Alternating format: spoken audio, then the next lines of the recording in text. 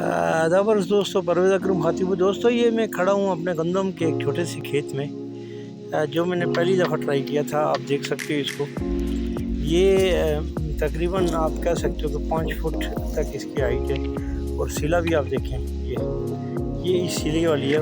और एक दाने से इसकी एक दाने की पैदावार आप देख सकते हैं। मैं आप दोस्तों को बताता चलूँ कि ये देखें, ये किसी एक दाने की पैदावार, ये देखिए, ये अब कितने मतलब इसके साथ सिले लगे हुए हैं, ये यानी कितनी वाफर मिकदार में। और ये नालियों में आप देख सकते हो, ये टोटल नालियों में।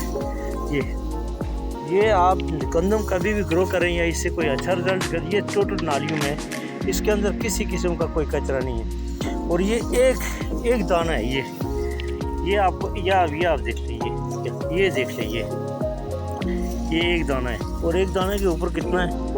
तो ये जो गंदम है, अगर आप तरीके से लगाएंगे, इसको आप समझ के लगाएंगे, अच्छा सीड इस्तेमाल करेंगे। मैं आपको बताऊं, ये मुर्गियों वाला सीड और ग्रो करने वाला सीड जो ज़मीन में डालते हैं, इसमें फ़र्क होता है। आप एक की जो है चीज़, जो बीज एकदम ज़मीन में भी डालते हैं और मुर्गियों को खिलाने के लिए भी इस्तेमाल करते हैं। तो ये चीज़ें आप इससे केयर करें। ये गंदम आती है, ये मेरे कद से भी ऊपर है, ये बराबर है तकरीबन। और इसके साथ ये नहीं कि एक के साथ ये एक है, ये एक सिले के साथ ये लगे हुए हैं, यानी एक दाने के साथ ये है।